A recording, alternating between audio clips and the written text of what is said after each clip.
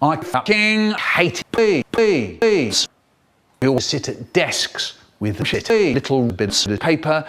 Do you know, our teacher, Miss Walton, used to stand out the front going, "No telephones." I'll have to shove it deep down inside my big butt so she can't see it. Here goes. It's hurting.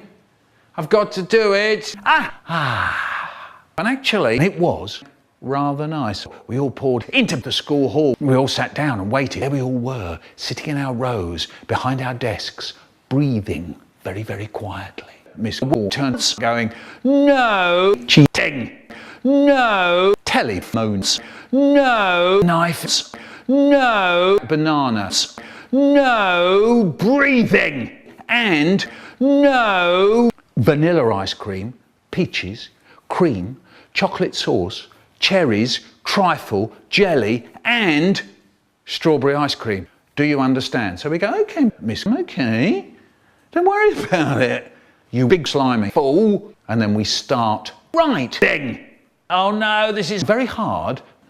There was hundreds and hundreds of questions, hundreds and hundreds and hundreds and hundreds and hundreds of them. For 3 hours I'm at it. More questions and more questions and more questions. Suddenly my telephone starts vibrating, you know, inside my butt.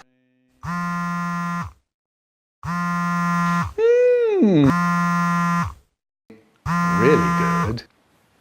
That's when Miss Wall turned and said, "No sex toys. I've got big bother. And I've come under the desk lid when she wasn't looking. It was out, school prison." And straight away, I was out the hall, down the stairs, into the school prison underneath the school hall. And she said, "We'll string you up from the wall bars for 40 years.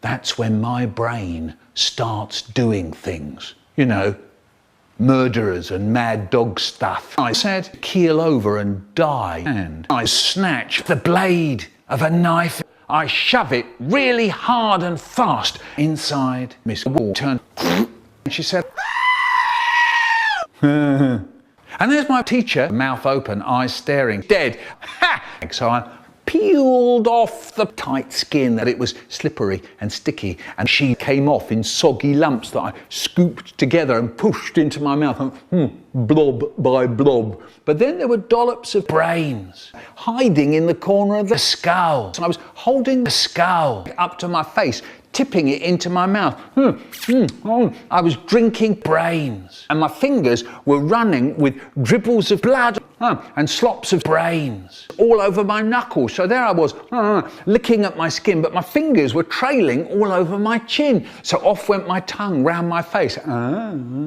hunting for drips of Miss Walton. But a bit of skull got into my mouth, so I was in there trying to get it out with the finger I was licking. It was diving into the slobber in my mouth, and I was snuffling with my nose like I was breathing in Miss Walton. It was then I noticed the little girl opposite. She was watching me. She looked like she had never seen anything quite so horrible in all her life. And she said,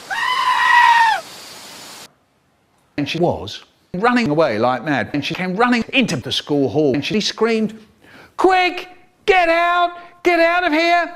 Michael Rosen, he's plumb fucking mad. There was an awful yelling and crying. Now, perhaps, I thought, when I got up this morning, I won't have to murder year 10. But, and this is a big but, I was starving, so I ate a lot. Mum said, "Did you have a good time, boy?" I said, "It was great." She said, "I've made something rather nice for afters." Actually, I said, "I'm a bit full."